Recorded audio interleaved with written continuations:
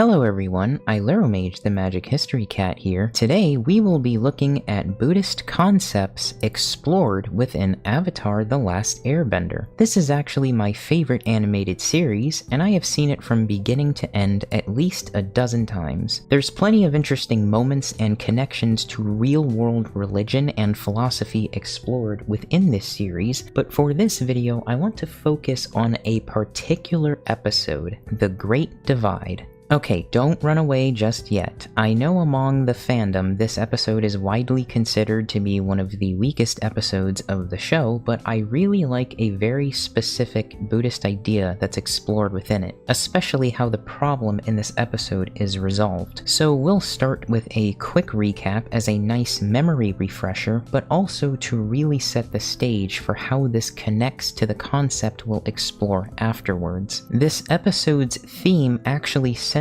heavily around Aang solving disputes and guiding people towards cooperation. It opens with an argument between Sokka and Katara over setting up the camp. Aang mediates problems between his friends over camp tasks and food. Sometime later, they gather around to take a look at the massive canyon before them, the Great Divide. Sokka is unimpressed. Okay, I've seen enough. And ready to simply fly along and continue their journey. But before they are able to leave, we are quickly introduced to two tribes who also seek to traverse the canyon, the Ganjin and the Zhang. Right from the start, we can see they absolutely despise each other. We'd rather be taken by the Fire Nation than travel with those stinking thieves. We wouldn't travel with you pompous fools anyway. The two tribes argue over securing the earthbending guide to take them across, and it's brought up that between the tribes there are sick and elderly people that might not be able to traverse the canyon. So Aang decides to have Appa fly them across, granting us our plot device to keep everyone on the ground in the canyon. His job's gonna make us cross this whole thing on foot, isn't it? We learn that these two tribes have a long 100-year generational feud with each other throughout the episode. They've been the enemies of my tribe for 100 years. The Ganjin explained that 100 years ago, their tribe's patriarch was tasked with carrying their sacred orb from the Great Eastern Gate to the Great Western Gate as a way to symbolize the sun rising and setting, a very important ritual to their tribe. But along the way, a member of the Zhang tribe ambushed them and stole the sacred orb.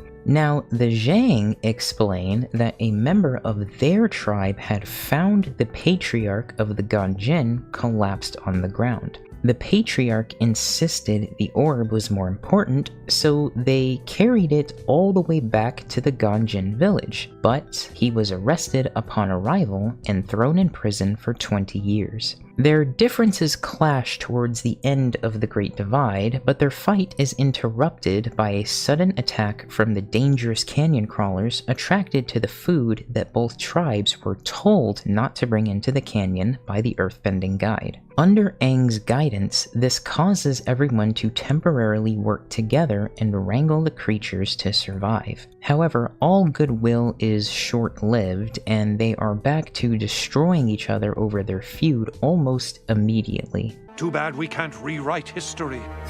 Aang interrupts them, stating that he recognizes the people in their stories about the orb and the gates because he was around 100 years ago when this happened. Aang explains that the entire thing was actually a game played by two children. The orb was the ball and the gates were the goals, and everything was just a series of misunderstandings surrounding the rules, penalties, and win conditions of the game. This causes the tribes to end their feud. As they exit the canyon, they do so together as a group, agreeing to move forward as one tribe together. However, after the newly united tribe leaves, when Sokka brings up the story, Aang admits, I made the whole thing up. This moment in the show always had mixed reception among the fanbase from what I remember. Some say it was out of character for Aang, others have pointed out that he was following Bumi's advice. I hope you will think like a mad genius. However, here's where I would like to bring up the Buddhist connections. But before we dive in, let's clarify a bit. There are different vehicles of Buddhism.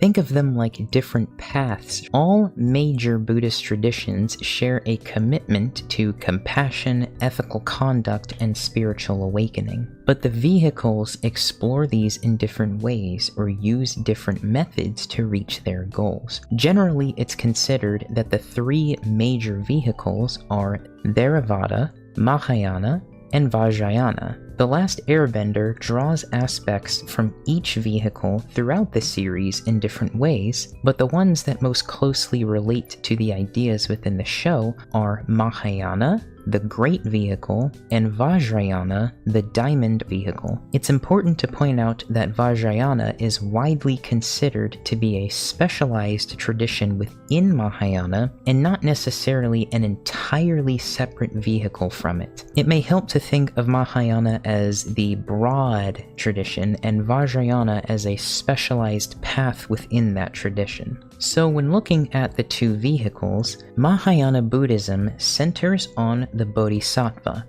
an individual who links their own spiritual journey to the liberation of all beings and dedicates themselves to alleviating suffering. Vajrayana builds upon Mahayana ideals but places additional emphasis on spiritual lineages, teacher-student guidance, and practices aimed at realizing enlightenment more directly, even within a single lifetime. The air nomads are often associated with Tibetan Vajrayana Buddhism because of their mountain monasteries, spiritual lineages, and emphasis on masters and teachers. However, Aang's personal journey is much closer to the Mahayana Bodhisattva ideal. For a Bodhisattva, rather than focusing solely on their own liberation, they accept the responsibility of aiding others along the path as well. They do this by using a method called upaya, or skillful means. They adapt their teachings and methods to each individual that best suits them for spiritual guidance. Think of it like an effective teacher in a classroom. Some students learn better by hearing, others by seeing, others through hands-on experiences. This is exactly what a wise bodhisattva does with spiritual guidance within Buddhism. And this is how the bodhisattva links their own enlightenment to the liberation of all living beings. This concept is actually explored significantly throughout Aang's journey and really captivates the role of the Avatar in the universe throughout the entire show. However, for this video, we will be examining how this works specifically within this episode. So back to the episode, Aang is faced with two feuding tribes at each other's throats, a generational feud that can only seemingly end one way. Aang makes up a story that is enough to end this feud, alleviating suffering and guiding the tribes to a better path. Was it ethical for Aang to lie here? Well, interestingly enough, there is a lesson that addresses something like this. It's found in the Lotus Sutra, which is widely considered to be one of the most important texts in Mahayana Buddhism. It's called the Parable of the Burning House. In this story, a father is faced with his house engulfed in flames, with his children still playing inside, unaware of the danger and distracted with their toys. His warnings aren't enough to grab their attention. The father entices the children by promising them beautiful carts, one pulled by a deer, one by a goat, and one by an ox. The children, enticed by these gifts, rush outside to safety. The father then gives them all an even better gift once they're outside, a single, massive, beautiful cart adorned with jewels and pulled by a great white ox. So in this story, the burning house represents the world, which is on fire, symbolizing the suffering in the world. The children represent humanity, all of us who are distracted by the temporary joys of the world, ignoring the peril of our situations and lost in ignorance. The father represents the Buddha, which is what a bodhisattva strives to be like. The father is deeply compassionate and acts as a wise, loving parent to the children in order to guide and save them. The 3 carts represent different teachings and paths. There are deeper complexities involved here, but to simplify, they symbolize different methods by which people are guided toward enlightenment. Just as each cart is offered to different children in the story, specific teachings may be suited to different individuals depending on their needs and circumstances. This ties right back into upaya, skillful means, as each child is enticed by a different cart. The single white ox cart represents the ultimate unified teaching, the Ekayana, or one vehicle of Mahayana Buddhism, through which all beings are ultimately led toward Buddhahood.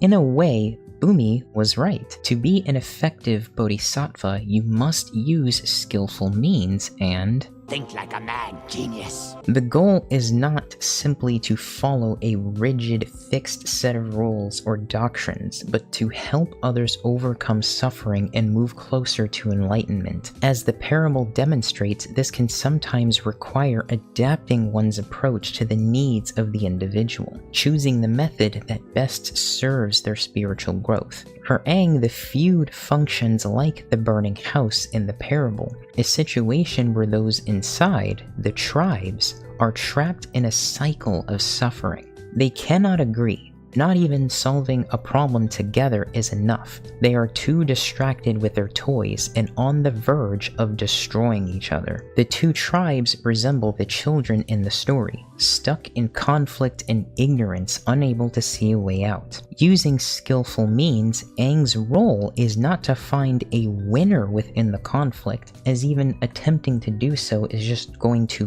lead to further ruin. Aang leads both sides towards a solution in the only way that will get them to safety. By telling his story, the tribes agree to unify and work together as one tribe. Aang successfully guided them toward the white ox cart, the one vehicle, a unified outcome in which the hatred and violence is replaced by cooperation. Both the parable and Aang's actions are examples of upaya. Aang adapted his approach to serve the immediate spiritual or practical needs of those involved. So, if you can solve a problem by avoiding violence, preventing death, and guiding others to cooperation and spiritual liberation, sometimes it's okay if... I made the whole thing up. I want to thank you all very much for watching. If you enjoyed this video or learned something, please leave a like or subscribe, as it helps me greatly, and please share additional knowledge or insight in the comments below. These videos take a lot to put together, so I always appreciate your support. Thank you so much again, and always remember to pet a cat today.